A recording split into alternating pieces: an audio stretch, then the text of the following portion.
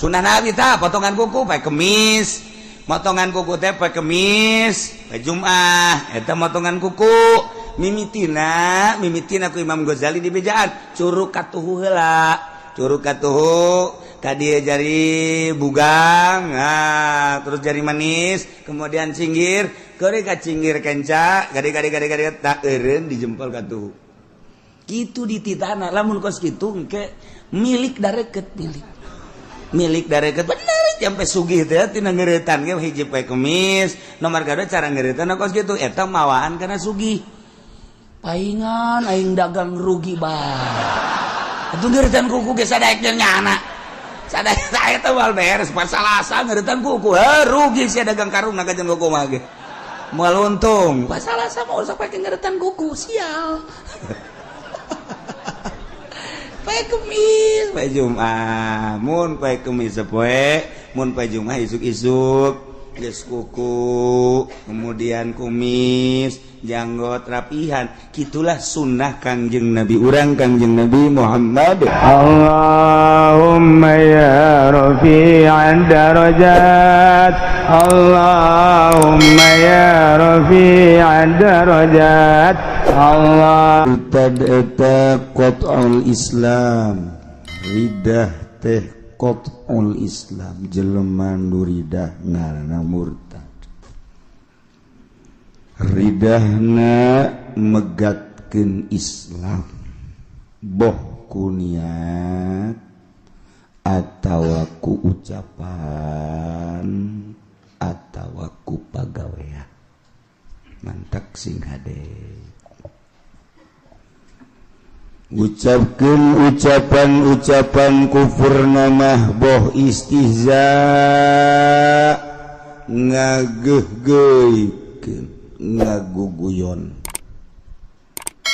atawa inad teu percaya angas inkar atawa i'tiqadan nekadkeun tah eta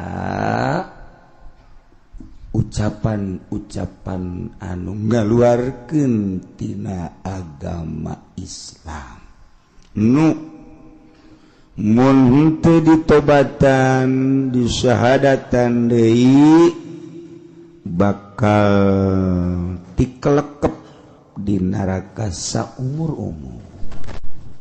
Na'udzubillah min dzalik.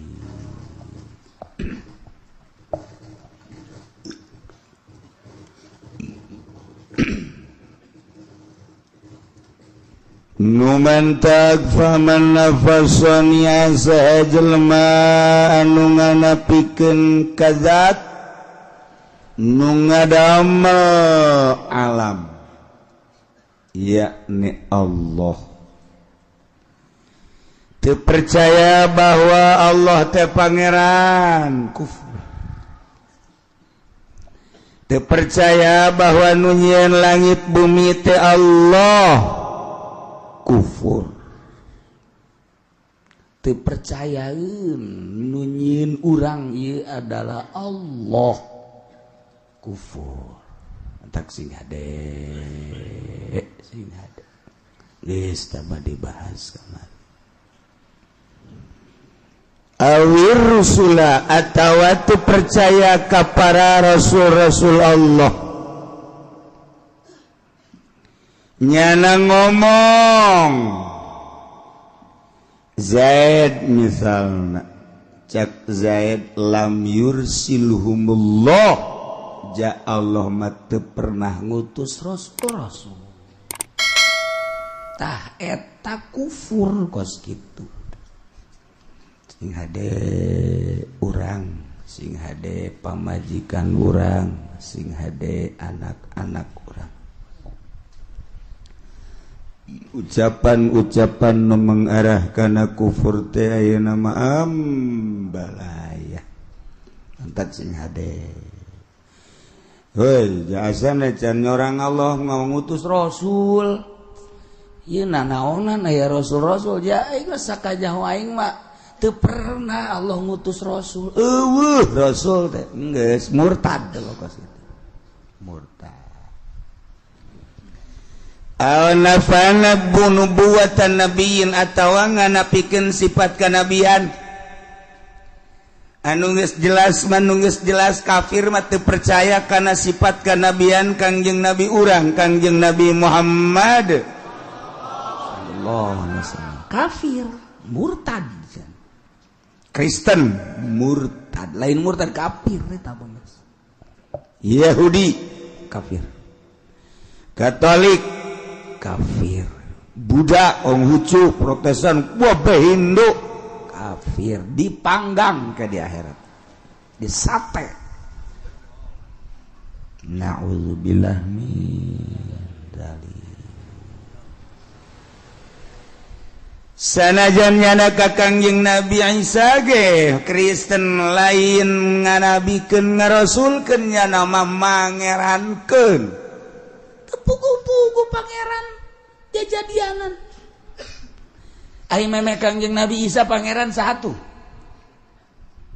berarti meme Kangjeng Nabi Isa mah pangeran andai Kangjeng Nabi Isa pangeran meme Kangjeng Nabi Isa saha kok dianggap Tritunggal heran tapi keyakinan mahal nyana pinter nyana gagah nyana sugih tapi pinterna kabalinger masa manusia di pangeran cenah kasandingan pangeran tadeuy pangeran nyandi Isa nama makhluk Isa nama jelema ngan pangeran nyanding ka Kangjeng Nabi Isa maknya pangeran kos jurig nyanding singga eta Kristen naon Tritunggal Tuhan Bapa, Tuhan Anak, Tuhan naon deui hiji. Ya eta tos kitu kafir. Sia deh. Geus urang mah ku hari mah saha pangeran? Allah. Saha nabi maneh? Nabi Muhammad. Titik geus. Lahirna di mana? Mekah. Terus ngali ke Madinah.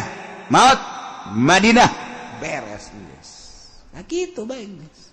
Geus lamun aya nu ngaku-ngaku nabi sanajan ngaranna Muhammad misalnya di Cengkareng lain. Gitu baik guys. Nya aing mah di Cengkareng nabi lahirna. Bong aing lah. Iya itu anak Kongsiun. Muhammad anak Kongsiun. Beres. Awida'a nubuwatan ba'da nabiyina Muhammadin sallallahu alaihi wasallam jelema ngaku kana sifat kanabian sabada nabi urang aya jelema ngaku nabi cara di Bandung tukang beca si Asep masa ing Asep ngaku nabi teu betah ing ngadengen agen nabi Asep tukang beca deui lah kafir dari jelema la nabiya ba'di cek Kangjeng Nabi teu aya deui nabi sabada kaula sebab kaula adalah khatamun nabiyyin wal mursalin.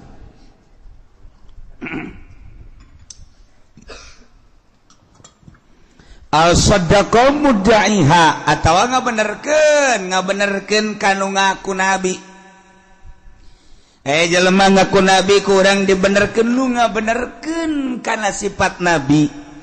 Sabada Kangjeng Nabi urang geus sama murtad kafir. Eta ku aneh deui aya jelema ngaku nabi aya bae di nu percaya. Heran. Musodek ngaku nabi aya nu percaya. Asep Bandung ngaku nabi aya nu percaya. Kamari di Cikupa, Cikupa ngaku nabi. Kararagok aing mah. Mending ngaku pangeran teh budak. Ngaku nabi di Cikupa. Duh, Masya Allah. Aya nu laporan ka kula. Kiai, bagaimana cenah tindakan kita sekarang? Apa ini? Di Cikupa ada yang ngaku nabi. Biarin. Di Cikupa ada yang ngaku nabi. Masa dibiarin? Biarin aja udah. Pengen tahu udah dia. Pengen tahu ntar kalau ada orangnya suruh ke sini. Mau diapain? Mau ajak saya makan ya sekali-sekali saya makan dengan nabi dah. Seringan. Sieu babari urang atuh anu ngaku nabi mah urang ome bae. Urang ome coba datang ka mana mukjizat nanya nah yeuh coba. Tadi ome ulah ka di galak-galak ulah. Nyaho bae. Tita ka dieu jeuh. Algola atawa ngomong kieu nya Caki Zaid teh heuy. Nabi urang mah jahoreng kulitna hideung. Murtad sia. Sembarangan sia. Emang orang berbas. An-Nabi sallallahu alaihi wasallam aswadu murtad atawa an-Nabi sallallahu alaihi wasallam amradu atawa an-Nabi sallam gairu Quraisyin gairu Quraisyin. Hai, Nabi urang mah jalain urang Quraisy. Murtad. Berarti ngayakin ke Nabi salian aya di Nabi salian kangge Nabi urang. Hoi horenganan pangkat nu pangluhur-luhur nama Nabi. Eueuh deui pangkat nu pangluhurna Nabi jabarang kurang ditaliti-taliti horenganan anu buat muktasabun. Autunalurut batuha bisafail qulub. Horenganan eta pangkat nu sakitu luhurna pangkat kanabian teh besi daya bisa diraih kurang ku cara ngabersihan hate ku cara ngabeningkeun hate urang lamun geus bersih jasa hate urang ge bisa jadi nabi. Murtad geus kitu murtad teu bisa dikasap pangkat kanabian. Pangkat wali ge hayang ngasap pangkat wali teu jadi-jadi. Hayang ngaraih pangkat wali hayang ngaraih pangkat wali sueuh hesena ilmu geus aya di urang nasrib bae mah bisa nahu geus aya jang mubtada khobar fiil fa'il syarat jawab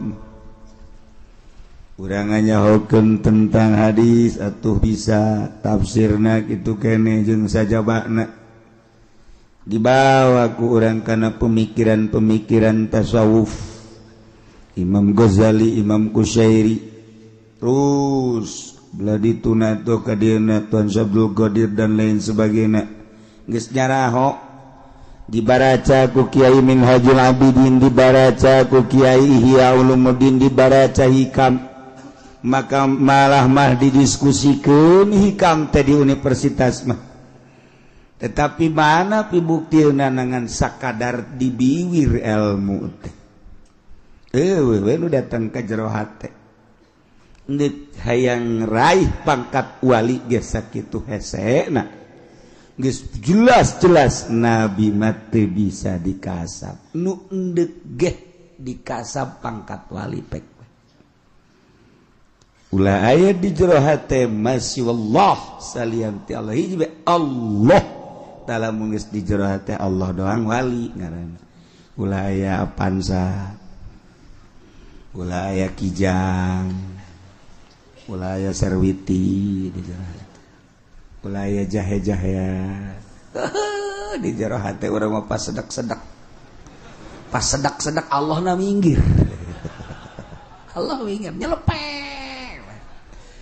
Bukti ndak urang dur azan teh kuruna mau Allah teh gede di jero hate urang salian Allah cepet urang ka masjid ieu mah lain pas azan neulejem nyana okos anu nalingakeun teh bisi salah burung teu azan diderejaeun set ngopi jadi azan teh kopi kontreng cek pamajikanna ka lain azan atuh ke tenang wae sih cek ngopi ngarokok lain dijawab teh muadzin teh azan ngarokok nyalan deh dina kursi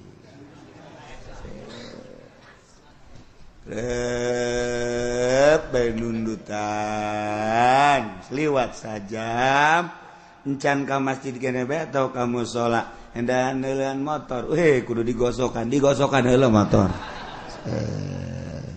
majikan ka lain geus soal ke jika karek jam 1 cek digosokan beres digosokan motor ngopi di kontreng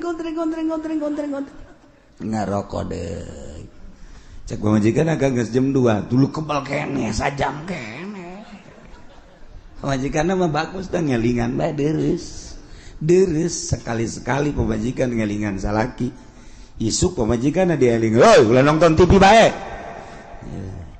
heula cenah angel kene ieu heula sakedeung deui kajar salakina ka dinya deui mana tuh nonton TV kene we sakedeung deui ieu tah terang geus sakena teh seutik deui mah tah beres wah angel amat ya Kak satu-satu Kak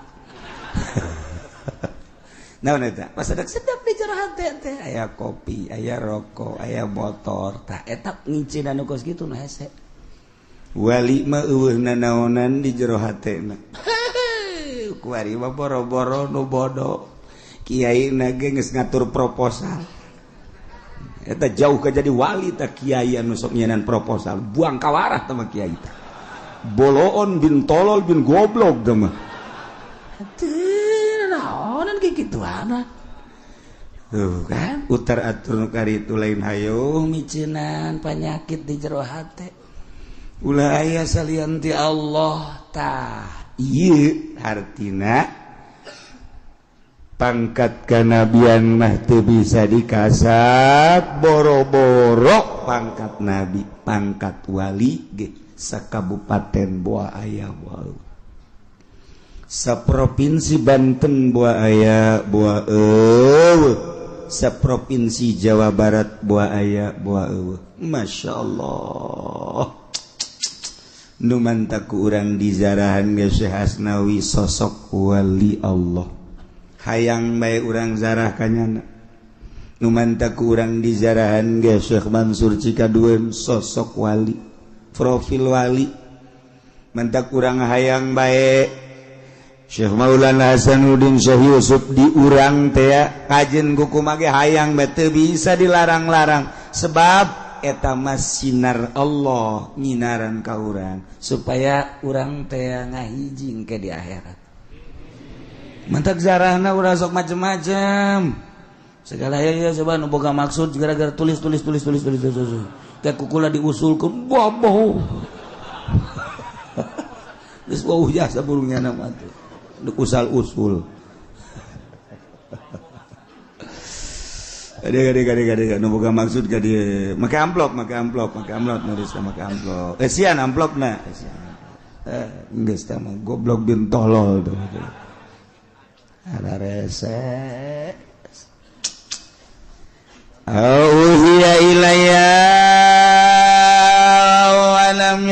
walam yadain nubuatan atawa ngaku-ngaku diwahyuan sanajan nyanan teu ngaku kana sifat nabi alhamdulillah cenah keur penting bae Jibril datang mawa wahyu bapau tapi lamun kakula mah tah aya nu kos kitu tah kiai alhamdulillah keur penting masyaallah Jibril mawa wahyu gede wahyuna segede sakumaha si wahyuna urang mana tah wahyu hayo lalaga bae kege cenah indit sorangan ulah-ulah ngaku wahyu ngaku karomah bae ge kula masuk resep jelema ngaku karomah sia koe tanggap ieu coba kos kumaha ieu karomah ayo coba kege nya ngaleos sorangan ulah sok sambaraga segala ngaku diwahyuan segala naon tuh masyaallah cenah teu teurak dikadek batu ge teu teurak dikadek cenah bisa hiber manuk ge bisa hiber cenah ieu mah bisa dicai ge leumpang lauk ambalaya dicai ih cenah ieu mah bisa nyilples teu kadel kuntilanak ge nyilples ulah sahe lain kitu atuh dibere wahyu batuh dibere wahyu mah dibere kebenaran berupa syariat eusina di jero bakal mengarah ka hakikat geus moal aya bae geus pokona mah sabada Kangjeng Nabi urang Kangjeng Nabi Muhammad sallallahu alaihi wasallam moal aya au kadzaba rasulan tawa ngabohongkeun ka rasul teu percaya bahwa Kangjeng Nabi Adam Nabi teu percaya bahwa Kangjeng Nabi Nuh Rasul Nabi terpercaya bahwa Kangjeng Nabi Idris Nabi, terpercaya bahwa Kangjeng Nabi Isa teh seorang nabi, seorang rasul, terpercaya Kangjeng Nabi urang teh nabi. Geus tama murtad geus.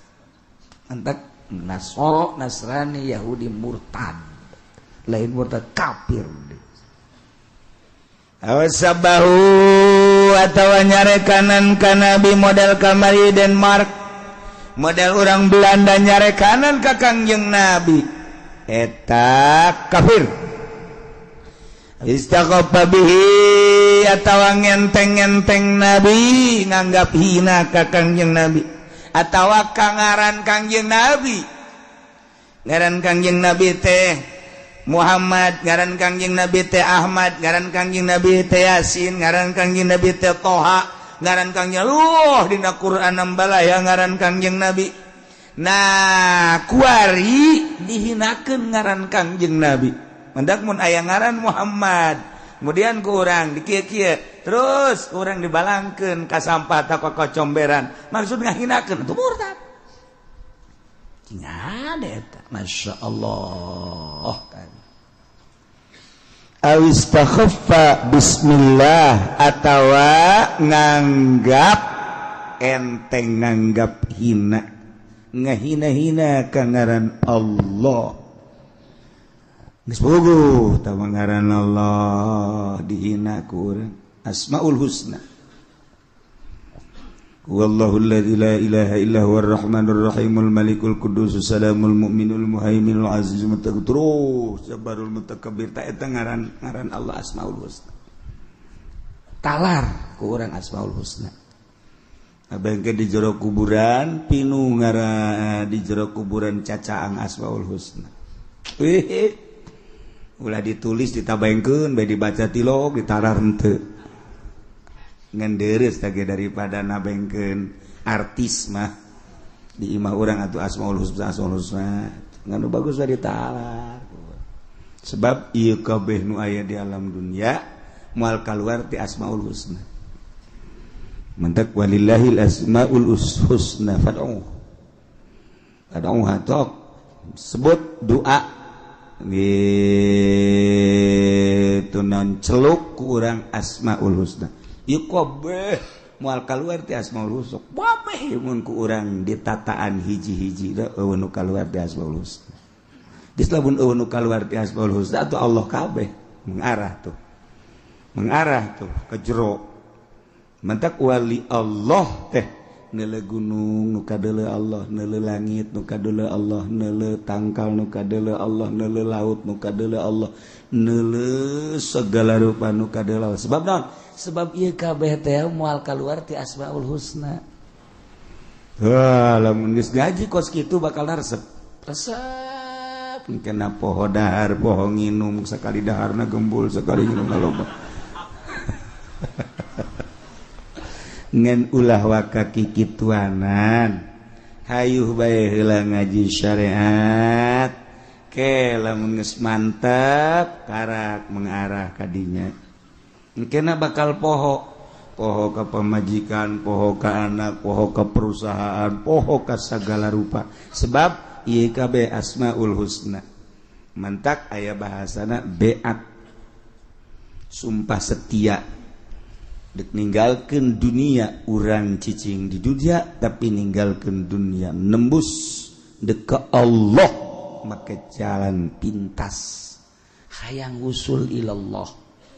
Tataan hiji-hiji tek lamun urang naik bisa cerdas jaheuh horeng Allah kabeh. Tuh. Nu mantak bahasana ge ma fi jubati ilallah. Nanaon di jero jubah kulama iwalti Allah. Ke kadituna keur deuleunan deuleu Allah. Ke mun keur nyekel mang keur nyekelna nyekel Allah. Deurus teh begitu mun keur ngampak naon ngampak Allah. Berabe kan?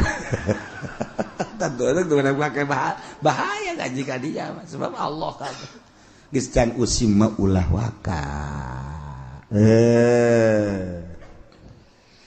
Atawa ngahina-hina ngenteng-ngenteng amrihi kana parentah Allah. atawa kana janji Allah atawa ka ancaman Allah murtad takos gitu teu percaya kana perintah Allah aing mah teu percaya ka salat teh wajib lah salat teh hirup ieu nu penting mah geus bener murtad takos gitu salat teh jangan salat gitu balal bener lah geus teu kudu salat ngenteng-ngenteng karena perintah Allah nganggap manfaatna eta salat berarti teu dianggap punya perintah Allah murtad masyaallah lain setik teh ngomong gitu sih ada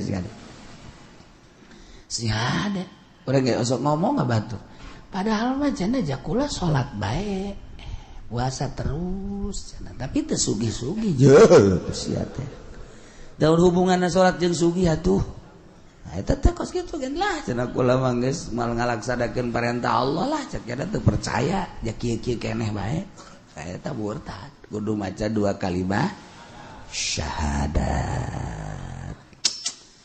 atawa teu percaya ka janji Allah teh surga teu percaya ka surga atuh geus murtad teu percaya kana ancaman Allah di mana urang maksiat ka Allah bakal neraka teu percaya aing mah aya neraka murtad ya yang mantap percaya kaya apa kiamat ya tiba heula kiamat beta kiai ngomong ya can orang terjadi tak kiamat bohong sama kiamat murtad geus kudu aja 2 kalimat syahadat ya Allah au jahada ayatan minal Qur'an atawa angas teu percaya sayat batina Qur'an mujmana la subut ya anu geus mujba ijba kana tetepna atawa nambahan zada fi ayatan nambahan saayat nekadkeun bahwa eta tambahan teh Quran atau ngurangan ayat geus eta ge sarua murtad masyaallah mun baheula Imam Ibnu Hambal Ahmad bin Hambal di kitu naon ngaranna panggil ku raja dipanggil ku raja teh titah nganyatakeun bahwa Quran teh makhluk bahwa Quran teh anyar tetep Imam Ahmad bin Hambal nganyatakeun Al-Qur'anu gede wow diseret Imam Hambal diseret di penjara disiksa titah nyebutkeun Quran teh hadis atau makhluk tetep henteu kajen teuing pae giliran Imam Syafi'i pas Imam Syafi'i dipanggil ku raja Syafi'i di hadiran kiai-kiai saat eta di Baghdad ditanya wahai Syafi'i kumaha pertekadan anjeun ieu Quran teh makhluk anyar apakah kodim lamun maneh nganyatakeun Quran teh kodim siksa lamun maneh nganyatakeun ieu Al-Quran teh hadis salamet mun maneh nganyatakeun Quran adalah makhluk salamet tapi lamun nganyatakeun Quran kodim penjara wah Imam Syafi'i Imam Syafi'i menunjuk doang ge Tuan ulah bingung-bingung eta mah makhluk ieu mah makhluk jangan bari nunjuk kieu salamet kiai gempar kabeh sa Baghdad wah Syafi'i bahaya kuari anu ku urang diimamkeun nu ku urang dimazhabkeun anu ku urang dituturkeun ternyata ngamakhlukeun Quran beres balik Imam Syafi'i bulag kiai daratang kabeh wah demo mah ieu kiai nganyatakeun makhluk kana Quran saha nu ngamakhlukeun Quran cek Imam Syafi'i ai tadi pan kula manunjuk ieu mah cek Imam Syafi'i makhluk ieu mah tah makhluk anyar cek nya anyar maksudna atuh curug jeung raja anyar kabeh jago Imam Syafi'i mah tapi tetap baik kapan aya nu hasu setelah rapat besar-besaran di kediaman Imam Syafi'i. Oh ternyata ngalojokeun raja atuh aya kieu mah lapor si kiai anu deukeut ka pamarentah. Atuh tiba lagi kitu bae. Boro-boro di zaman kuari zaman Imam Syafi'i ge kos kitu. Atuh korok komo kuari biasa tah mah. Atuh biasa kiai anu hayang. Weh gila mana aya? Belah mana teh geus malih bejakeun. Aya belah pokokna. Tah panggil Imam Syafi'i. Hadiran deui ribuan kiai, masyarakat, tokoh. Tenang wae Imam Syafi'i. Coba jelaskan cak raja. Lain Quran bae. Nu ngaran Zabur, Injil, Taurat, Quran, eta hadis makhluk. Hadis apakah kodim? Syafi'i. Cek Imam Syafi'i eta mah kieu tuan raja, ya. Ceknya nunjuk deui bae. Quran. Tuh, dikieu-kieu punya. Wah bae. Taurat. Dikieu-kieu. Dikieu-kieu punya. Zabur, Injil. Nah, iya nu opat eta makhluk ceknya teh. Saat biasa Imam Syafi'i mah atuh kiai sareri we. Oh bener. Tuh tinggal raja bae. Wah, iya bagus sakana. Berarti teh kan salamet Imam Syafi'i mah. Mentek emang Imam Syafi'i teh guyon-guyonnya na. Biasa, guyon teh biasa. Kanjeng Nabi ge guyon. Ini kapan minta didoakeun ka Kanjeng Nabi teh geus jelas Pak. Tuan, kula mah hayang naon tuh nih. Kula malah hayang ka surga beuh di surga mah nini. Ceurik kan nini ngahing-hing bae. Kadengen ku Siti Aisyah. Oh, Siti Aisyah geri basak. Kunaon Aisyah mana ceurik? Atuh pan itu nini teu ka surga atuh kula ge pan calon nini. Berarti kula merasa Kanjeng Nabi seri bae Aisyah. Di surga mah moal aya nini. Boro-boro di surga di dunia ge teu betah jeung nini mah. Jadi maksudnya atuh ka surga nini ge ngan ge diganti jadi parawan deui. Oh kitu tuh atuh. Aki-aki ge eueuh di surga mah. Eta kan ngaranna lalagaan. Tuh kan emang geng-gengna teh lalagaan. Ulah sok haju bohong. Mani geus urang teu bisa usik. Hirup teh teu bisa usik. Oh harajasa. Jadi teu bisa naon kitu ngaranna teu bisa naon cerah. Teu aya pencerahan otak teh apa kira kararieu. Hudang teh hudangnya pergel. Tunduk. Biasa. Kurang tengah dengekeun eta jet guyonan setika-tika. Sehingga mun ditanyai tadi ngaji naon wallahu a'lam. Aing mah asa di mana mah tah ngaji cakna teh. Asa di alam mana meureun. Emang gona kerek aing.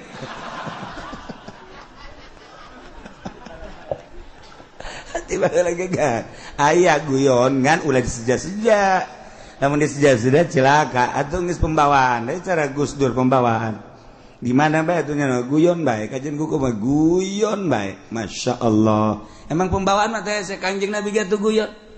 Sange Kanjeng Nabi aya nu balap lompat Cak Kanjeng Nabi nu menang bakal dibere anak onta. Taekeun ka anak onta. Geus menang si eta. Nah, tuan barang dibere ku Kanjeng Nabi gitu. Kontak bude jasa. Nah, tuan jangan sok ngaheureukeun ka abdi ngalalaga abdi cek eta teh. Ngalalaga naon? Cenah nek dibere anak onta. Aju, ieu gede amat. Atuh ieu anak onta emang iya anak. Anak onta kan geus gede ieu. Atuh jalain anak sapi ge. Nya atuh eta ngaranna lalagaan mah eta kitu ngaranna. Jet, hebat Kanjeng Nabi mentak ngahijieun Kanjeng Nabi waktu naon kitu ngaranna perang. Waktu ngaji waktu lalagaan aya lalagaan anak Kanjeng Nabi. Jeung Siti Aisyah emang teu lalagaan Kanjeng Nabi. Kumaha lalagaan anak? Cak Kanjeng Nabi Aisyah, yuk orang balap lompat, ayo. Oh, balap lompat Kanjeng Nabi jeung Siti Aisyah balap lompat pan indah. Oh, ya teh ngaranna. Urang mah jeung pamajikan teh tegang biasa. Oh, pamajikan ka urang tegang kanyana. Beuh tara regang jasa. teu bagus rumah tangga kitu atuh wayahna bae wae ditoel-toel atuh kurang wae dilangketek-langketek atuh wae di kitu-kitu atuh nah di luar teh honon tak kitu pajar eta nya nama kitu teh lain tuh kan Kanjeng Nabi teh balap lompat jeung Siti Aisyah haju saha nu menang merotan sakali Kanjeng Nabi nu menang sakali deui Siti Aisyah nu menang ngaranna kan lalagaan nya balap lompat jeung awewe kudu sae Siti Aisyah nu menang moal aya satu kali menang Kanjeng Nabi Siti Aisyah ngos-ngosan heueuh kula eleh karena isuk balap lompat teh Siti Aisyah nu menang heuh kula menang cek Siti Aisyah kuna teh ngabungakeun hatung geus pajar heueuh bae ku Siti Aisyah menangnya nak tuh itu karena lalagaan menang saminggu tuan ngalalaga kula balap lompat menang atuh balap teu menang ulah kitu cek teh ieu piala rek dibikeun ka mana teh eta ngaranna lalagaan teu tegang kan hirup masyaallah karim eueuh nu tegang tuh Kanjeng Nabi datang ka imah Siti Aisyah marah biasa kan dicandung kan marah bae aya marahan dicandung mah tuh boro-boro kuari baheula lagi aya bae marah aya marah sarua sebab naon giliran Siti Aisyah angel kemana ya Kanjeng Nabi ceknya angel amat giliran di dieu angel ceknya teh bener rada telat Kanjeng Nabi datang kadinya rada telat piring aya kormaan di dinyana piring dikitukeun kana rot naon kadang-kadang peupeus piring korma ambalaya kumaha cek Kanjeng Nabi ambo seunu ngagebrah cek Kanjeng Nabi kira kan seunu ngagebrah Siti Aisyah kan kaget seunu wah kahuruan asana imah ya kan gitu datang deh kalinya mana tuan seunu tadi dada cek Siti Aisyah seuri bae eta di dada seunu eta ngaranna eta kakarak meureum piring doang cek teh Siti Aisyah seuri pan horeng seuneu teh seuneu ieu seuneu hate seuneu kolbu ngagebur geus lamun seuneu hate ngagebur bisa piring nu peupeus bisa sendal nu leungit bisa ieu kana pipi leungeun eta seuneu ngaranna nu kos kitu tuh tan bisaan Kanjeng Nabi mah seuri bae piring ambalaya terus korma atau ambala piring peupeus ambo teh seuneu ngagedur cek Kanjeng Nabi kaget tetap pemajikan besi kahuruan kan mana tuan seuneu tadi dada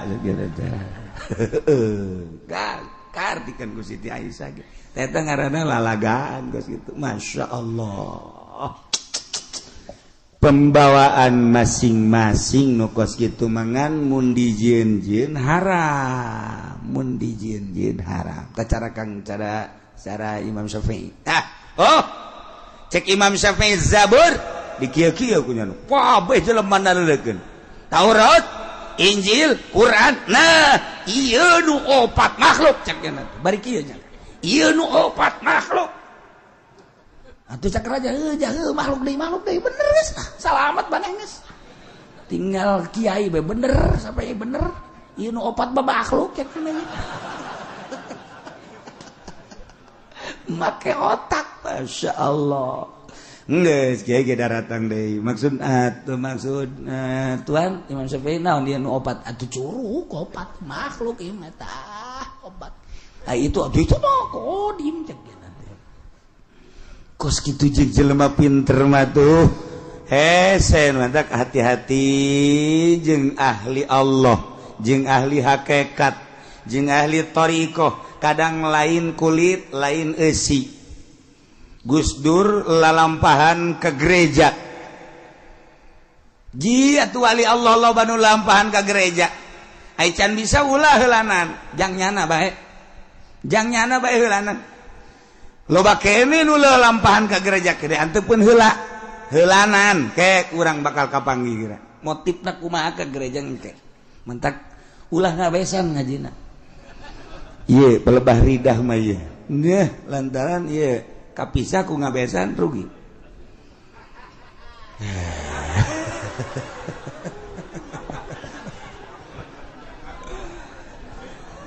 numanta Quran mah alhamdulillah ditasehna ge pohara jasa besi leuwih alif besi kurang alif di samping eta besi aya cetakan nu kamari cetakan Dahlan Bandung teh aya nu kurang sababaraha kalimah hanya nantaran alhamdulillah di Indonesia loba nu hafizul Quran talar Quran ambalaya masyaallah geus poharaja tinggal ningkatkeun eusikna doang nu katalar Quran lain lalagaan tuh datangkan nu katalar Quran teh di borgol ku nu katalar Quran di penjara teh saeutik di luhur anu di penjara talar Quran jeung teu ngaku salah geus kos kitu bae di negara urang awistakhafa bisunnatin la tawang enteng-enteng kana sunnah Rasul murtad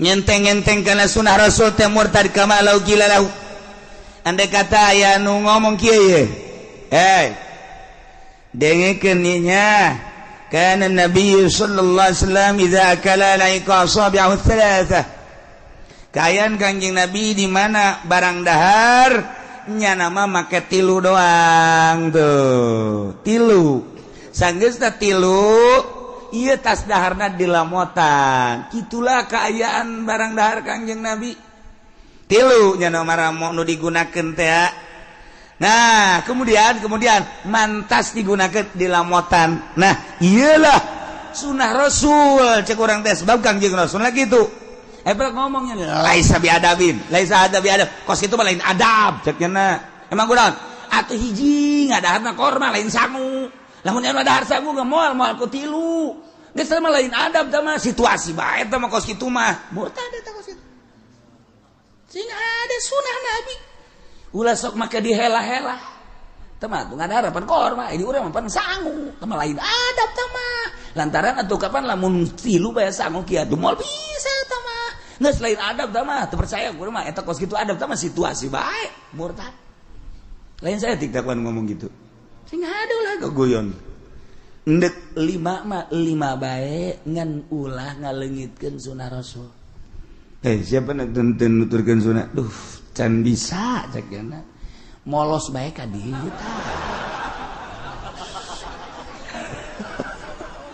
teu murtad teh mah kos itu menyadar ngaranna nyadar teu bisa nurutan Kangjeng Nabi can bisa hese jasa lah geus lah mudah-mudahan dihampura bae tuh mantap baheula mah daharna teh dahar sanguna anu liket jadi bisa dikitu-kitu sanguna teh tuh kan geuna urang lamun parena ulah tongsan teh eta bahaya teh tongsan beuh budak kore mah teh nyawa ka tongsan asal geus dibere tongsan we sangheuk daharna kita teu bisa diemple-emple tongsan mah muruh pul bae bear nah lamun geus pare bulu mantep jasa bagolo mun ku ari mangeunahkeun geus tah nikmat tilu bisa sangu ge diemple-emple tilu tuh nu mantep ku ari aya ti pamarentah teh naon ngaranna bulog eta pemerintah zalim sebab teu bisa make tilu kan nah ieu pamarentah jahanam ye nah urang aing dek tilu ge ku sabab bulog teu bisa wah raja blon ye raja ye geus cukup cak raja panggil kunaon sia ngeblon-blon aing dahar teu bisa nuturkeun Kangjeng Rasul gara-gara sia mere bulog aing coba ge hese jasa tuh hese aing rakyat dibere bulog aing sia ngeunah bae endeuh ge aing ngeunah sia teu ngeunah bah ieu mah beuki di penjara bae budak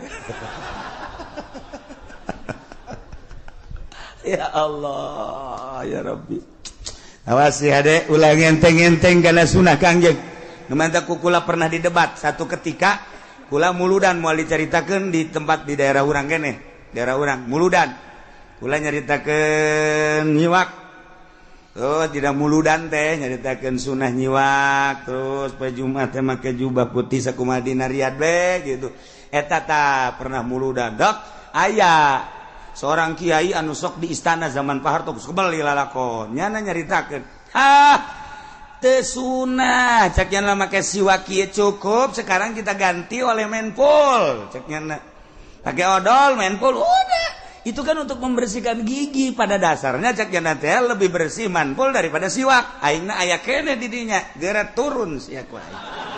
Moal balik aing kajan ku kumaha ge. Ja ulah sambatkan nya ya tah moal. Mulai geus ngaji di mana sia ku aing. Aya ditungguan ku kula. Beneran ieu mah. Aya meureun ku ari masyarakat nu pernah nyahok ka kula kos kitu tah. Daerah belah ditulah pokona. Terus nyeritakan jubah, nggak usah. Ini Indonesia nggak usah pakai jubah. Itu adalah Arab. Sekarang di Indonesia pakai batik lah, pakai safari lah. Nggak usah Arab-Araban. Kita bukan orang Arab. 2 poin gue bisa. Gak ada turun sia. Pulang gus panas jasa pula yuk. Ger ngora gus kebal tau ger ngora kalau ente. Turun nyana kukula disambut. Langsung sasalaman, langsung dipeluk kukula. Sini, duduknya sini. Sini, nyana geus lain deui. Geus lain deui, sini. Pak Kiai ngaji di mana? Langsung kukula ditanya, di forum harita. Nus ditahdarkeun nanti dulu, setelah dahar ya. Tanya kukula ngaji di mana? Muruan terus, dalilnya apa? Terus ada untuk dalil-dalil. Wah, muringis nyana. Lah sambarangan, murtad sia. Kukula digitukeun, nyana marah. Enak aja ngemurtadin saya. Lu murtad. Gitukeun nyana. Atuh kula ge make hizib kituna. Boh. Hampir ngejengkang nyana. Mentah hampura, rita kan mentah hampura. Masya Allah, mentah hampura awas ya kuai. Dia telus ya kuai. Saya mau belajar bener bet, untuk. Pernah terjadi tak kiai, teu daek-daek deui nyana asal aya kula bembung aing mah ngaji jeung kieu cicek. Bong ya kena asal nyana diondang ka dieu, aya Ki Ucin teu? Henteu kajeun, mun aya Ki Ucin bung cek kena aing. Tapi satu ketika nyana datanglah ka imah diajak ku Kiai Sejen menta hampura. Alhamdulillah, aya ilmuan mah gampang bae. Janyana ge ngaragap salah teh mah egona doang. Alhamdulillah. Nges, jadi nyana menyadari kuari bener ya siwak teh sunah kang laula an asyqa ala ummati la amartuhum bisiwak inda kulli syai. Satu ketika dia kang inda kulli salat. Ya tuh kumaha tah hadis. Masyaallah. Kukula dijelaskeun dirat ku nyana aingna aya kene moal balik aing mah. Datang ka subuh sia. Tungguan ku aing sia. Ai keur ngora mah kitu kuari teu. Ayo.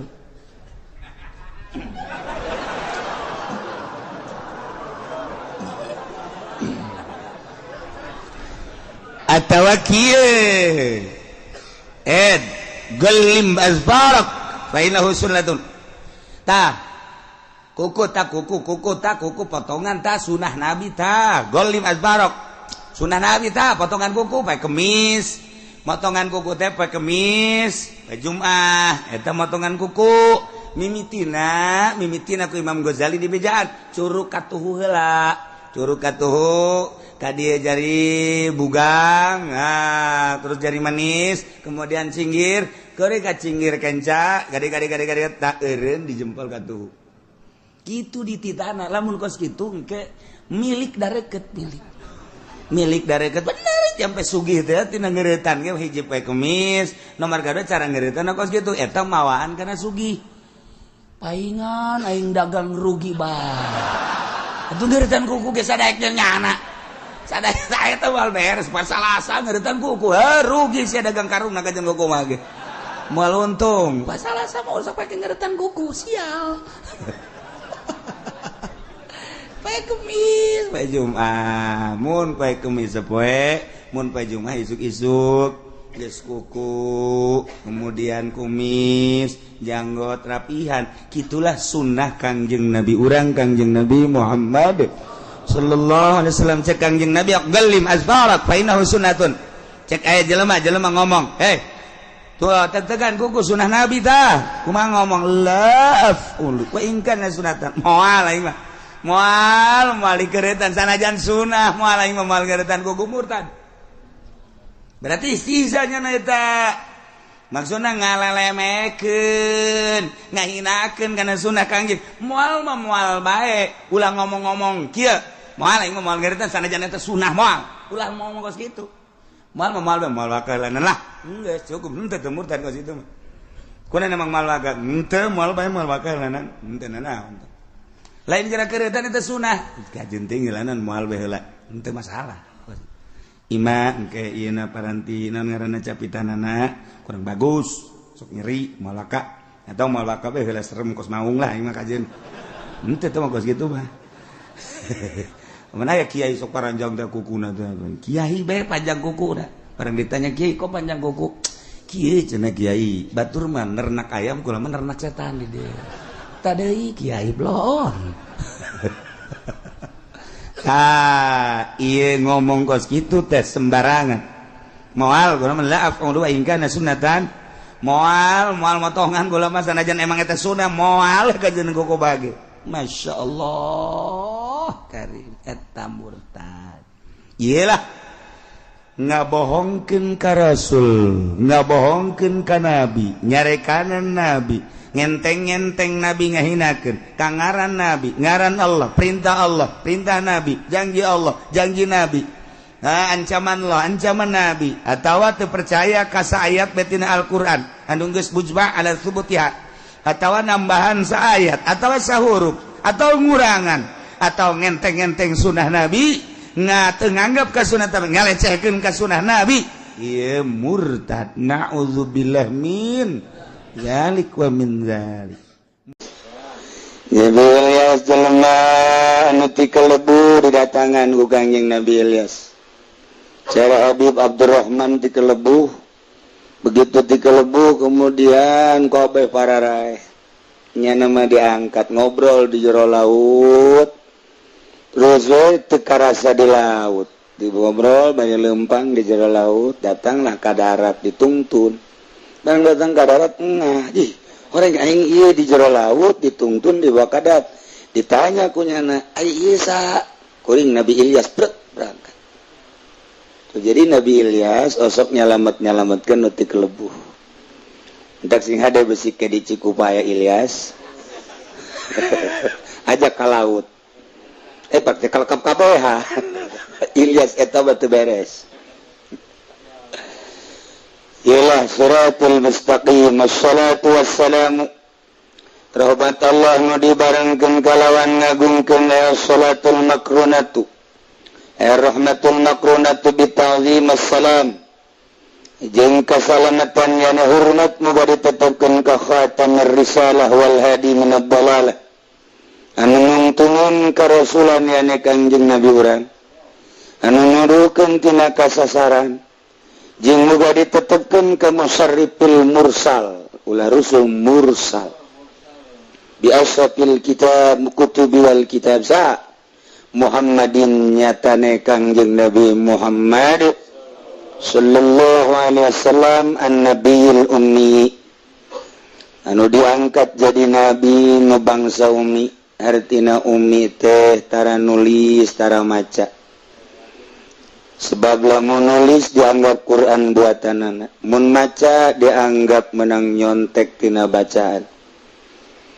urang mah kuari bisa tenang maca urang mah bisa tenang nulis Kangjeng Nabi mah ummi teu maca teu nulis tetapi langsung ti Gusti Allah nyaho kana naon kitu ngaranna pinu geus kaliwat timimiti Allah ngadamel arwah timimiti alam lahut kemudian ke alam jabarut kemudian ke alam malakut kemudian ke alam mulki nasut kuari engke ke alam nu bakal timimiti alam barzakh kemudian alam mahsyar kemudian alam akhirat datang ke surga jeung neraka Kangjeng Nabi diberi ilmu nu luar biasa urang mah kuari teh sakadar ngabahas teh dina kitabna ketika di lain kitab teu meunang urang ngabahas alam malakut lantaran urang mah bohong kecuali wali nu geus nyahoeun ka alam malakut urang mah moal bisa nyaritakeun alam jabarut lantaran urang mah bohong kecuali Kangjeng Nabi nyaritakeun alam Jabarut sebab Kangjeng Nabi mah datang ka dieu. Ketika Kangjeng Nabi dek datang ke alam laut, malaikat Jibril geus teu kuateun. Bagian kuing mah kadinya dadah cek malaikat Jibril atuh aya geus Kangjeng Nabi mah terus. Jadi Kangjeng Nabi mah kulantaran diciptakeun tina nur Allah, maka atuh bisa langsung urang mah ngan sakadar datang ke alam malakut sebab urang mah diciptakeun tina nur Kangjeng Nabi Muhammad sallallahu alaihi wasallam. Mantap urang lamun nyaritakeun Kangjeng Nabi aya ner-neran sebab aya nur Kangjengan. Ketika urang nyaritakeun alam-alam nu tadi urang teu rindu sebab naon? Sebab urang Kangjeng Nabi ti Gusti Allah. Kuajunting kumaha ge tetep merenung urang teh. Kecuali anu hatena dicap disetempel bagian hidayah. Saha itulah bangsa kafirin, musyrikin, munafikin. Nyanaman tertarik ketika nyaritakeun alam malakut, nyaritakeun alam Jabarut, nyaritakeun surga, nyaritakeun neraka, nyaritakeun Kangjeng Nabi, nyaritakeun wali, nyana mah yang serikeun sebabna hatena geus ditutup. Urang mah nyongsrong urang. Ketika nyaritakeun Kangjeng Nabi, komo nyaritakeun keanehan-keanehan Kangjeng Nabi. Ulah nyaritakeun Kangjeng Nabi, nyaritakeun sahabat, nyaritakeun tabiin, nyaritakeun para aulia Allah bae. Urang asa jadi wali. Urang nyaritakeun wali asa endek jadi wali. Uku salat ge henteu. Ieu teh urang dah. Asa endek. Lumantak aja orang mau wiridan, hayang jadi wali. Hayang jadi wali mah bisa, hek bae hayang mah ngan ngahayalkeun jadi wali mah ulah.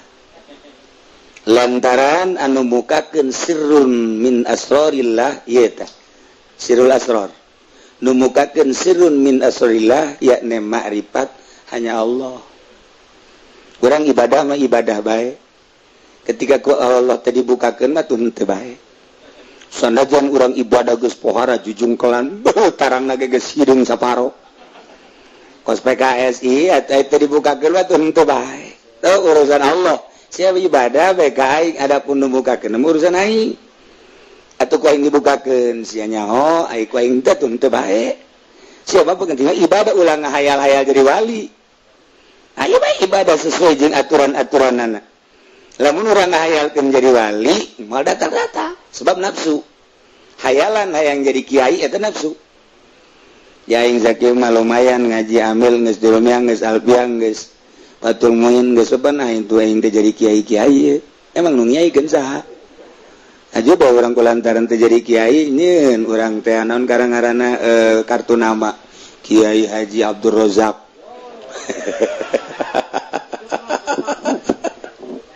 Aduh tuh bisa di kartu nama tuh kiai mah jatuh mah julukan langsung di Gusti Allah bisa ngaji tinggal bisa ngaji tadi kiai kan atau ente baik ku Gusti Allah. Aya jelema teu ngaji tapi dikiaikeun bohong mah tuh da urusan kakiaian baik kumaha Allah atuh komo urusan kawalian cak Allah sia mah ibadah ulah ngahayal jadi wali. Moal sebab hayalan berarti nafsu. Hayuh bae geura engke aing nu mukakeunana. Ja anu naon gitu ngaranna kitu anu ngasupkeun ka alam eta bae. Tuh. Ya, da ieu Kangjeng Nabi bangsa umi teu maca, tara nulis, tapi ilmuna wabeh aya di Kangjeng Nabi. Al-Arabi Kangjeng Nabi mah lain orang Cikupa. Orang Arab Kangjeng Nabi lahir di Mekah al-amin anu terpercaya. Sholawat senarang salam lain bae ditetepkeun ka Kangjeng Nabi tapi wa ala alihi jeung ka para keluarga Kangjeng Nabi. Alun Nabi fi maqamiz zakat Banu Hashim al-Muttalib. Alun Nabi fi maqamid du'a muttaqin. Alun Nabi fi maqamil madhi ieu mukminin walau asyan. Mantap urang ge termasuk keluarga Kangjeng Nabi Muhammad sallallahu alaihi wasallam lamun para habaib ngakukeun alun nabi fi maqamiz zakat Banu Hashim wal Muthalib aya alun nabi fi maqamid doa mutakin alun nabi anu ulah coba-coba jelema nu takwa di mana nya nangis ngangkatkeun leungeun minta ka Allah di mana bae jeung iraha bae cak Allah awas ku aing dibere fi maqamid doa mutakin aya deui fi maqamil madhi urang asup ka alun nabi fi maqamil madhi mah nu penting mah urang iman ka Allah iman ka Kangjeng Nabi Muhammad sallallahu alaihi wasallam ulang jadi keluarga Kangjeng Nabi engke di aku ku Kangjeng Nabi oh sia aya ngaran aingan di jero hate sia ieu keluarga aing fi maqamil madhi ditungtun ku Kangjeng Nabi dibawa ka surga sebab di jero hate urang aya Allahan aya Kangjeng Nabian ngan begitu di ka surga kan titip bola ke malaikat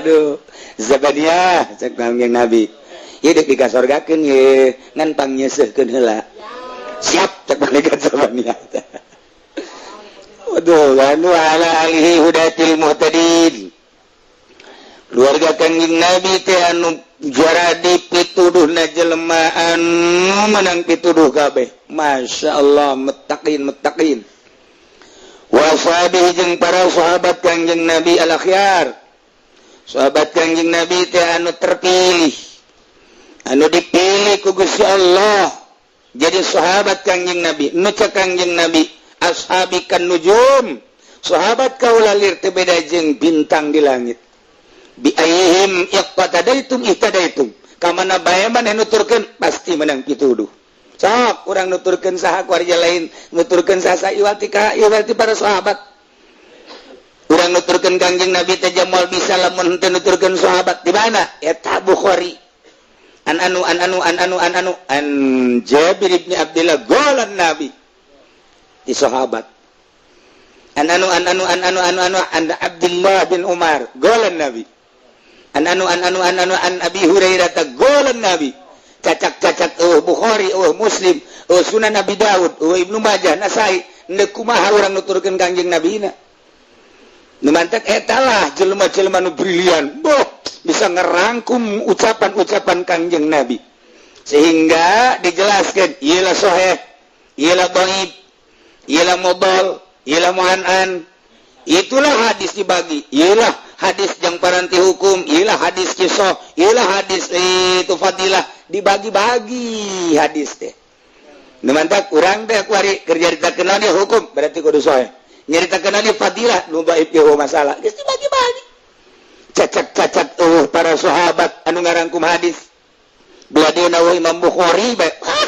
kumaha ieu jelema ayeuna mantap kuhulun jasa Yahudi mah ka ulama-ulama lantaran ulama mah maot jasadna ruhna teu maot Tuan Syekh Abdul Qadir na maot dikubur di Baghdad jasadna ruhna mah kuari hirup ieu urang keur ngobrol jeung Tuan Syekh itu orang keur ngobrol jeung Tuan Syekh itu kitab Tuan Syekh ngawujudnya nak di deuleu Habib Rozak kok ngopi aja nih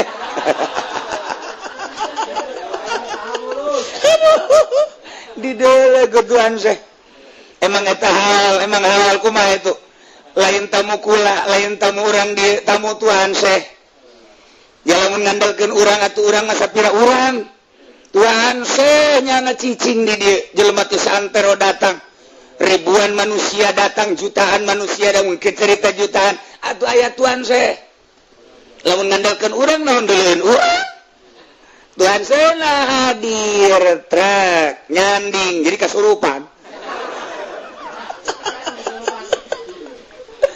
nu mantak jelema nek maulidan tapi teu cinta ka Kangjeng Nabi kajunting kieu gede moal dikunjungi jelema nek ngahalan kitu Tuan Syekh kajunting ku kumaha disadiakeun sagala penyananan teu nyurup ka Tuan Syekh atuh moal bisa ieu nyurup kudu urang teh nek ngahalan Tuan Syekh atuh terus we urang teh taqarrub tadarruk ka Gusti Allah saetikna urang ngalep kana naon nu sok diwiridkeun ku manehanana belah dieuna kaapikan-kaapikanana terus kurang dihalan nyana nyurup ka urang tu lain tamu urang tamu tuan seh mau tuan seh nak tapi roh naman teh iya urang kuari teh keur ngaji kitab tuan seh na aya neuleukeun nyana wih ngerokok aja ya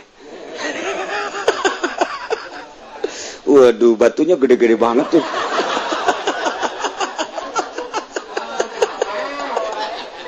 Tuhan saya ngomong itu mah bukan batu itu mah telur soang kali aduh Gusti Allah mantak sih ada urang ngaji ihya urang nak kudu nyurup ka Imam Ghazali urang dek ngaji pikir eta mantak di ahli sunnah mah kurang dihadiahan heula dek macakeun kitab manehanana aing ngandal Quran urang sapira urang bisa bae dibaca tapi keberkahan eueuh bisa baik dibaca tapi kok kadangnya lain deh iya lah nu hese tetah orang dek macakan kitab Imam Syafi'i orang kuari gitu non nganyahokeun heula Imam Syafi'i terus orang babacaan karena Imam Syafi'i aya hizib nah hizib Syafi'i baca heula ku urang hizib Syafi'i na terus dibaca nyanggakeun sadaya-daya ieu teh kitab Mama Abdi Mangansa kadang nyambung lidah hungkul geus engke kadangena urang Imam Syafi'i urang kuari macakeun kitab deui teh kitab Imam gitu non Jalalain nyanggakeun sadaya-dayana Imam Jalaluddin abdi teh bade manyakeun kitab anu ditafsiranku Mama atuh ayu abdi mah urang mangansa kieu ayana geus urang maca tah geus teu ngaku urang Imam Jalal gitu tah di sekolahan mah lain ketika geus drek geus asa nang aing we kadengena lain urang dek ngaji Imam Ghazali tah eta kos kitu di thariqah mah geus ulah di aku ieu mah kitab Imam Ghazali we nu ngomong ieu mah imam teh ini ieu mah kitab teh imam naon kitu ngatuan we nu ngomong nu kababet teh naon atuh lain nang aing sia nu kababet ja aing mah nyampekeun doang kababet mah tujuan macam-macam nah kababet kabehan itu geus bae dari aku ieu kitab sayana ka situ bae geus lamun nyana teu kasurupan ku nu sahibul kamu alifna atuh engkeuna mun nyaritakeun ihya agag-agagan nyaritakeun minhajul abidin agag-agagan nyaritakeun ieu kawalian agag-agagan mal bisa tuh geus bae mending ulah tuh mending ulah mantak ieu teh di istikharohan heula keke ngaji kitab ieu teh aya izin apa eueuh hese gaji kos kieu mantak diprekeun heula ieu aya izin teh eueuh sabenerna mah haju bari aya izin atuh teh mah kumaha aing sumanya naon atuh udah aya izin atuh moal eta hese teh kos karari itu hese teh minta urang ka Gusti Allah geus taqarrub urang tawasulan heula izin apa henteu na eta nu hese ketika teu aya izin engke ngajelaskeun moal beres kabelah dituna engkena urang teh ieu teh mun cara katulah mah katulah nah ieu aya persyaratan ngaji kitab ieu mah nu kukula kabari caritakeun aya syaratna ke engke ditulis persyaratan apa masalah ditulis kudu ditulis persyaratan aya ditulis persyaratan kos ngaji manakib bagaimana kita persyaratan kudu boga wudu teh ieu ge aya persyaratan ke kurang ditulis insyaallah ke kukula we ditulis memang fotokopina we teu beres lah ja tulisanana teh saliru nang leungeun jeung nang sukupan ke we insyaallah kukula ditulis persyaratan ke fotokopi ngan tetep jual atuh dibawa tetap rugi atuh jual mah berat ini kaji kitab kawalian bisnis kan baik boloron aduh masya Allah ya insya Allah kayak tulis apa naon eta teu meunang sambarang ongkos hikam emang gak syarat nu mendak teu saeutik hikam diaji di pasar tapi itu berubah hikam di universitas dijelaskan dibahas tapi kok gitu-gitu baik emang eta jelema nu di laluhur teu ngaraji hikam di NU mah boh hikam teh diaji di kebon humakeun tapi nu korupsi urang NU atuh naon hartina ngaji hikam naon hartina eta katulah ku hikam bahaya sato ilang ke nyumpahan kanyana ge samarutna kumaha satu ilama geus anti ka pemerintah ai praknyana kuari gupak di pemerintahan cak satu ilang goblok sia ngaji kitab ai ngebahas ya waka diaji ku sia atur renungkeun heula awas ya ku aing disumpahan sia naudzubillah min dzalik engke ka ditu sieun urang ngaji kitab kos kitu mah sieun teh kumaha sieun teh bisa dicoplokeun hidayah eta ucapan satu ilah teh mangko masar jeung Imam Ghazali mantap sing hade ngaji kitab lah cenah itu minggu hareup mah moal ngaji terus sanu ni tahan sia ngaji ke dieu tese kita udah nyaritakeun nyulusup ka jero hate atuh hese ieu bade nyaritakeun sir deuk nyaritakeun ruh eta dua hese lantaran ieu nu aya dunia jeung eusina ieu mah jeung kepentingan awak kepentingan roh kepentingan golbu sir hubungannya jeung ilmu tuh mantap ilmu tuh menang dijual pakai dunia lantaran dunia mah jang awak sedangkan ilmu mah asupna kana roh jeung sir mantap lamun aya jelema ceramah jelema ngaji jelema nyieun yayasan tujuanana ngembangkeun ilmu tapi nangan dunia jahanam niku mah aja bayu lah cenah kiai mah dikitu-kitu ji sia mah kus kitu ka aing bae mah nyalahkeun ah geus balik atuh sia lah memang ngaji kitab kos kitu lho ndek didengekeun ndek atuh henteu masalah geus cenah aing moal ngaji kos kitu ndek ngaji itu bae atuh nu anu tadi bae anu pertama jeung nage atuh geus ieu ndek ngaji nu bebeneran deuk ka Allah ndek ngaji nage deuk bebeneran ka Allah nu tas ngajina ieu mah teu benang dahar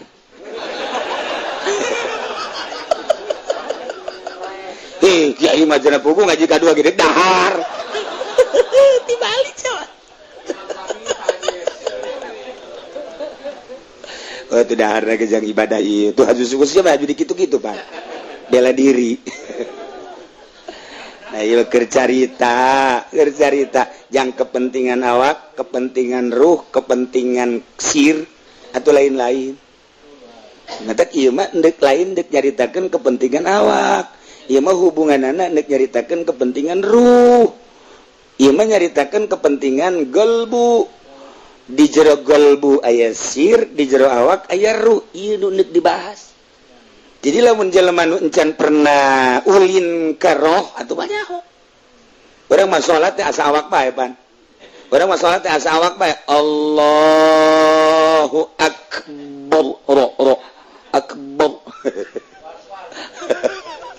urusanna urang mah awak urang mah urusanna awak rukuna nu rapih tidalna nu rapih salah atau ente emang datang kadinya sujud dan nu rapih sakadar sakitu asal anu ngacung basukuna teh sah teh budak salat emang urusannya suka situ ieu mah geus lain urusan eta ieu mah ketika urang deuk salat teh merenung heula mohokeun urusan awak sebab awak mah boro-boro ku Allah ku urang ge kadeuleu ku sakitarna ge kadeuleu tapi Allah mah panteuneulekeun awak Allah mah innallaha la yanzuru ila suwarikum wala ila abnanikum walakin yanzuru ila qulubikum Allah mah neulekeun kana golb isin amat ketika urang ngahareup ka Allah kemudian hate urang ngalancong ka sisi kaki tah deuk nyaritakeun eta isin urang teh usolli salat abdi 4 rakaat zuhur karena Allah pan sia teh karena Allah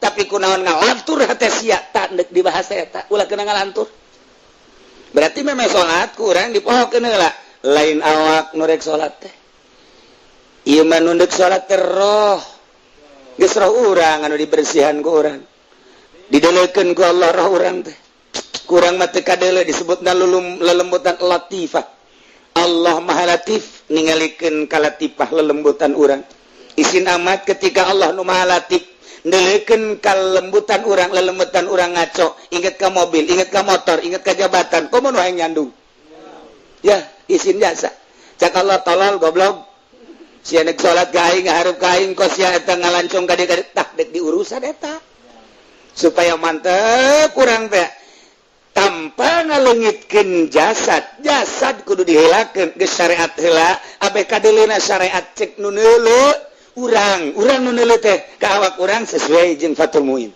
sesuai jeung takrib sesuai jeung riyad syariat ngaranna nah ketika orang praktek salat eta mah geus jadi jalan kebiasaan geus teu kudu dihitung-hitung deui geus teu kudu reken-reken deui ku ari mah nu disolatkeun teh iroh eta lah nu hese supaya roh teh bener-bener ketika Allahu Akbar Allah Maha Agung roh teh roh ngarasakeun kana keagungan Allah ngarasakeun keagungan awak mah moal bisa ngarasakeun keagungan Allah awak mah ngarasakeun teh di mana dahar jeung sambal lada awak di mana ngadahar jeruk amis awak di mana-mana aya Oma Irama nyanyi kadenge ceuli awak di mana-mana neuleuh urang Lampung nu putih gede adat teh awak di mana naik motor endut-endutan awak di mana naik mobil awak urusan anak naik kana kasur awak sama nu ngarasakeun teh awak ka Allah mah moal bisaeun awak mah sebab sama urusanana urusan zahir moal bisaeun ngandalkeun awak ka Allah nu diandalkeun ka Allah ma'ruf disebut lagi basirah mata hati urang peureum engke dititah urang peureum maksudna meremkeun dunia supaya mata hati neuleuh ka Allah urang can belajar urang peureum mata hati ge peureum henteu belajar mah kitu bae ieu mah supaya mata ieu peureum mata hati bentak ka Allah tah kos kitu qalbuhu lam yanam wal ainu qad naisat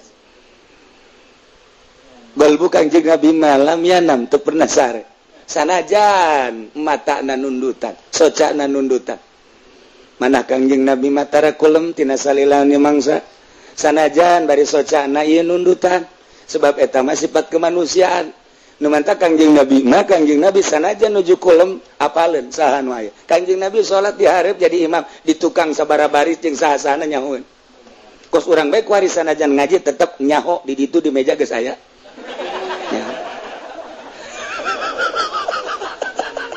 sama kebiasaan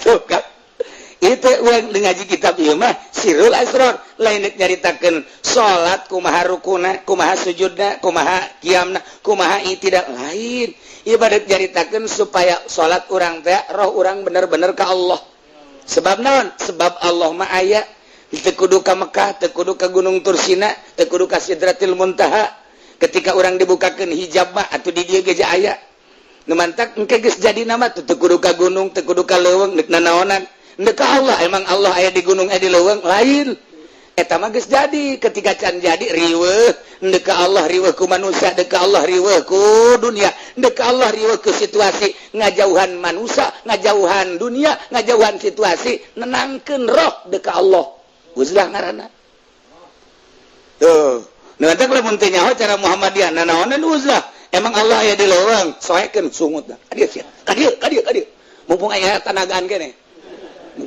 tutur mah lain ibadah nyoekeun sungut batur ku sabab naon can paham endeg ka Allah teh kumaha geus jadina geus jadi atuh Allah mah teu kudu di leuweung teu kudu di gunung geus jadi di mana we dibukakeun hijab mah ngamantak Lailatul Qadar teh lain di bulan Ramadan bae di bulan urang ge Lailatul Qadar mah aya hartina nu sejenis jeung Lailatul Qadar selalu datang ka wali ketika di bulan Ramadan digelar aya Lailatul Qadar berbagai tingkatan jelema manggihan Lailatul Qadar jacak wali teh kudu di bulan Ramadan bae di bulan Syawal haji hafid haji Muharram ja aing manggihan kos kitu matak cek Tuhan Abdul Qadir jang jelema awam khusus Lailatul Qadar di bulan Ramadan jang khas di lain bulan Ramadan Lailatul Qadar selalu aya bae urang kuari kapuri neuleuh ping-ping oh Lailatul Qadar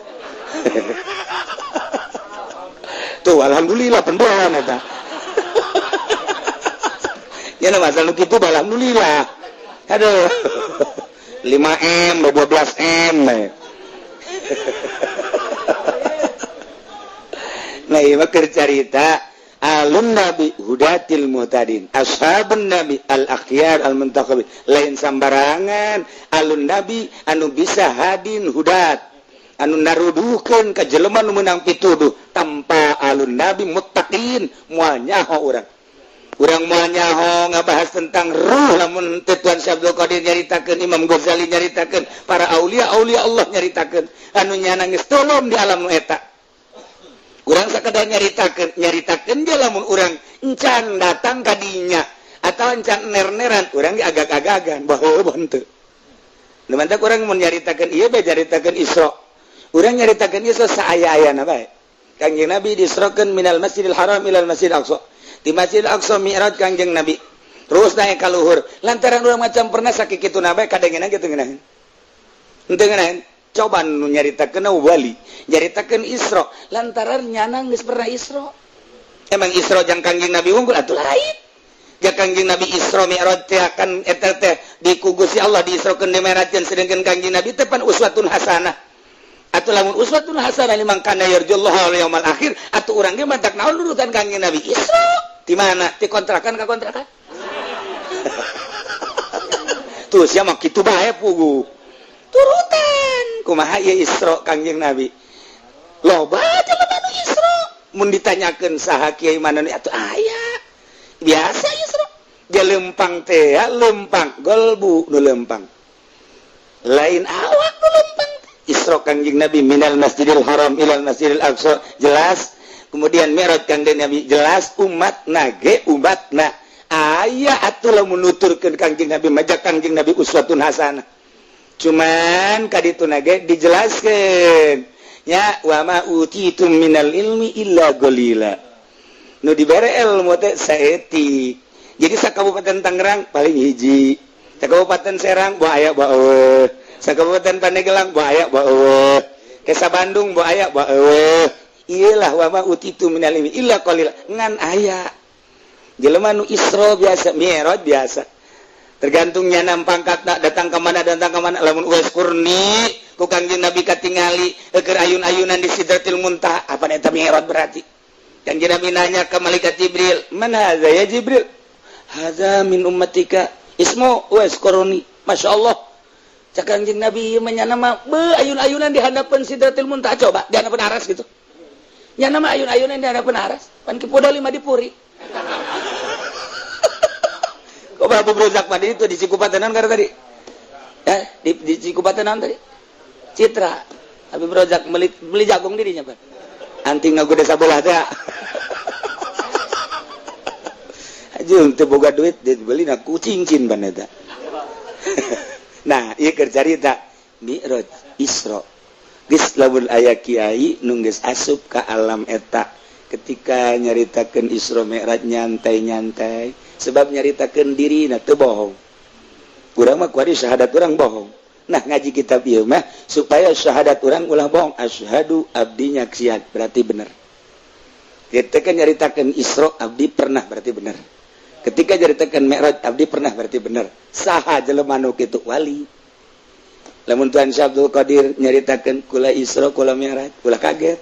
Kula mamanggihan Lailatul Qadar teh lain di bulan Ramadan bae. Imam Ghazali kula Isra kula Mi'raj, kula kaget. Imam Qusyairi kula maja Isra kula Mi'raj lain Kangjeng Nabi bae. Uman wa ma utitu minal ilmi illa qalila. Anu teu mondok mal bisa. Mal bisa palingnya nama min kontrakan ila kontrakan. Wa min kontrakan ila kontrakan akhor. Geus sakitu ya rawa. Isra aing lah sakelet teh. Isi mbak kasih mbak.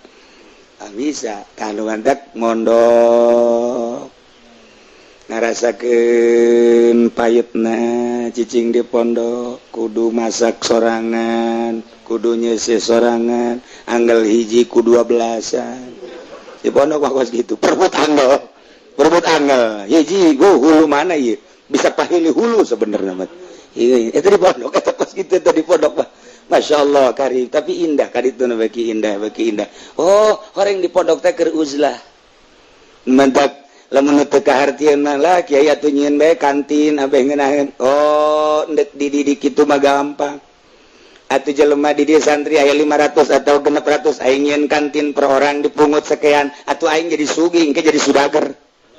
Atuh babari teman kos kitu mah lain deuk eta, kecil teman urutan pasantren modern tuh kecil jasa. Nyen warung atau aing mah ngawarung anu biasana rokok hargana 100 tingkatkeun ku aing 300 mau tidak mau sia kudu beli di dieu bae teu meunang keluar dengan bebeja ka batur mah ge besi ulin besi naon bohong kadik pugu nyanana bisnis nikel bong babahari nu kos kitu tapi lain eta nu dimaksud ieu budak teh lain sakadar ngaji kena bisa maca kitab tetapi kena ngarasakeun hasil ngaji prihatin cek Imam cek Tuan Syekh Abdul Qadir orok sasapihan ketika disusuan terus lumpat poho ka indungna tinggalkeun ku indungna nyana sebeuh keneh moal ceri ketika geus lapar neangan emma ka mana neangan unggal kamar eueuh emma teangan henteu bisa disapi ku batur emma emang nandek nyusu mana eueuh ceri kokosera diais ku sahabat ge moal bisa emma sebenarnya hayang nyusu. Nah ketika aya tanah nyana nyambung jeung emak sebabna lapar prihatin hazina urang ge mobil aya motor aya dahar ngeuna moal Allah-Allahan nah ketika dek masak beas eueuh dek balanja duit eueuh lempang rada nyeri suku kakarak Allah tuh cek Allah aing ngeunaheun ngadengen suara sia tuh kamari mah keur aya mobil aya motor teh Allah-Allahan percis budak leutik ketika nyarah lapar beangan indung kata tanggana terus maka mana terus bae diasuh ku sasa teu bisa tetep emak-emaan bae nah ieu ge urang moal aya nabi dibere wahyu keur di luhur kasur moal aya wali dibere mukjizat karomat keur aya keur sesenangan moal aya di luhur spring bed datang ke rumah budak malaya mantap merihatinkan diri loba bae makanan loba bae dahareun tetapi diprihatinkeun ku dirina engke geus garasa prihatin ngeunah jasa mun sareti peuting lantaran make AC aya make kipas aya kasur berlapis-lapis atuh moal datang ka rumah nu kos kitu tetapi nyana indi tidinya lain ninggalkeun eta ninggalkeun menikmati eta jeung teuing kasur aya teu dipake jeung teuing kipas aya jeung AC teu dipake jeung teuing fasilitas aya teu dipake endahan diuk bae nanaonan mun ku urang ditanya heuy kasur aya spring bed aya ieu selimut aya kok teu dipake deuk ka Allah kakara kasur tinggal kasur teu dipake nyahoeun Allah maha uninga oh sia teh teu menikmati dunia padahal fasilitas aya secara zahir sagala aya batin mah horenganan keur prihatin ka Allah diberelah karomah tuh eta ka Allah kos kitu mak urang ge Allah-Allahan teh ketika kos kitu ieu dah deuk diaji teh urusan kos kitu jadi lamun dahar bae moal datang ka rumah paling gendut kitab ieu lain modal ieu kitab modal ieu mah kitab sirrul asrar rahasia ning rahasia di jero rahasia ya rahasia mentak eta mah kudu dikodok sat bae ku urang guriwal we belut kos gitulah wa ala alihi hudatil muhtadin wa ashabil akhyar al mutaqin ieu mah disingkat-singkat we wassalam taziman katsira amma ba'du wallahu a'lam bissawab.